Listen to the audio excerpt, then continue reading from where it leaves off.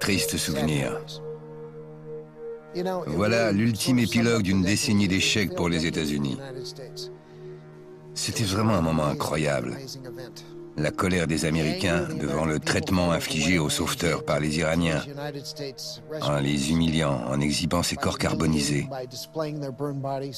Tout ce qu'il fallait pour un pays comme le nôtre, qui n'a pas le pardon si facile. En voyant ces images, les raisons me reviennent de cette si grande colère de l'Amérique.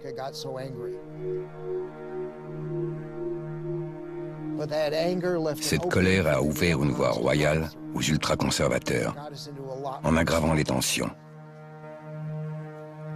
Et ça, Cheney a su en tirer parti.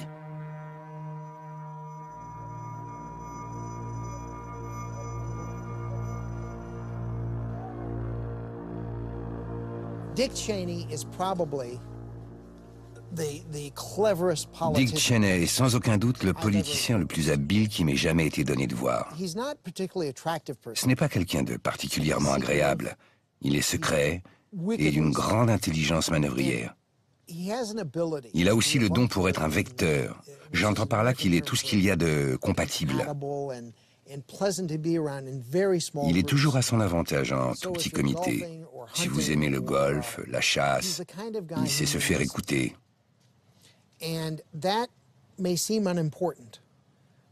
Cela peut paraître anecdotique, mais en vérité, quand vous avez un bouffon comme président, il est logique que les gens qui comptent aillent voir Cheney, plutôt que de s'essayer à parler au bouffon. C'est là que Cheney transmet au bouffon, sur un mode qui permet au bouffon de comprendre, et de la façon dont Cheney veut qu'il comprenne.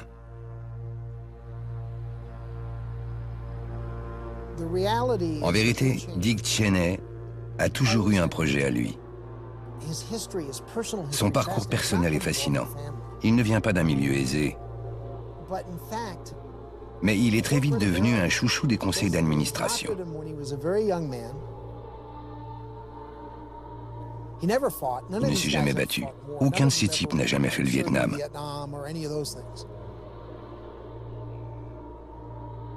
Ils avaient mieux à faire à devenir les crocodiles de la grande entreprise. C'est une mentalité, une éducation, l'intention première. Lui et Rummy étaient convaincus que l'horreur allait arriver. Je veux parler de Donald Rumsfeld. Lui et Cheney sont de grands amis. Ils ont même leur résidence d'été sur la côte Est, dans le Maryland. Ils étaient convaincus qu'on pouvait changer le monde. En homme d'industrie, ils croyaient dur comme fer aux capacités du secteur. Ils croyaient tout aussi fermement que les États-Unis devaient dominer le monde. Et cela d'autant plus que, sous Nixon, ils ont vu une terrible menace se profiler. Ils ont vécu le Watergate de l'intérieur. Et ils y ont vu le signe d'un affaiblissement de la fonction présidentielle, tendance qui n'a fait que s'accentuer sous Jimmy Carter.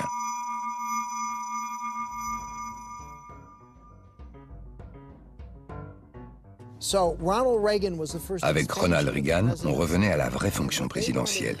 Et c'était ça leur but, restaurer la fonction présidentielle.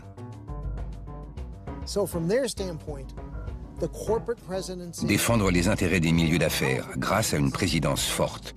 Le voilà leur projet.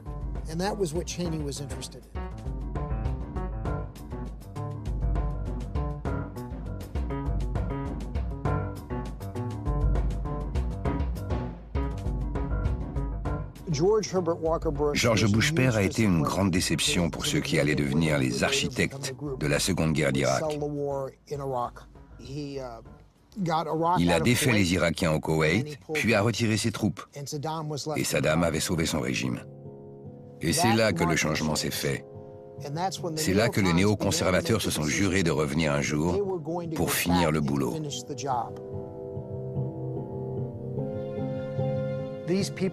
Ces gens sont en croisade. Souvenez-vous du langage employé au début de la guerre. Nous sommes des croisés face au diable. Comment peut-on se sentir si sûr de soi pour oser faire ça?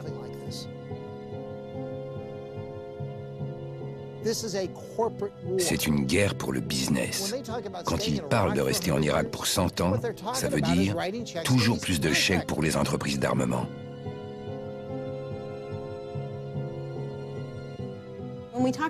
Quand vous prenez des entreprises comme Halliburton, Kellogg Brown & Root, Lockheed ou Boeing, des entreprises comme Blackwater aussi, ces entreprises sont devenues riches parce qu'elles se sont développées au-delà de ce qu'elles faisaient traditionnellement pour l'armée.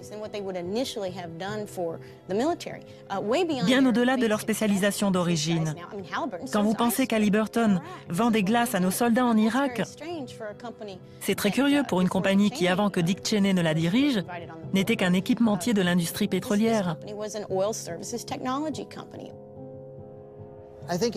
Cheney, lui, s'est dit que ça ferait tourner notre économie. Il y a un prix à payer pour que business se fasse. Et ces 4000 morts américains, le demi-million de morts irakiens, c'est juste le prix du business.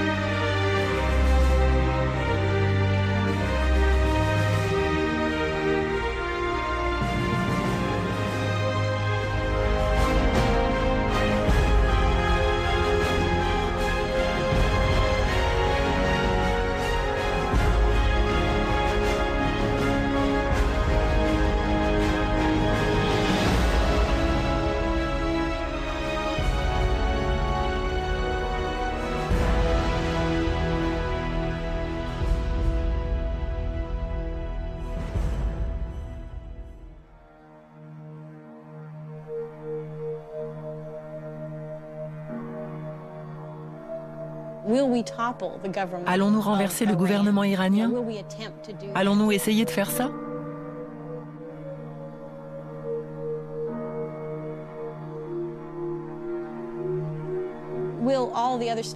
Les étoiles vont-elles à nouveau s'aligner au prétexte que cela serait bon pour l'Amérique? Cela nous dépeint comme un empire cruel, un pays très froid et non démocratique. Le vrai prix à payer, c'est que la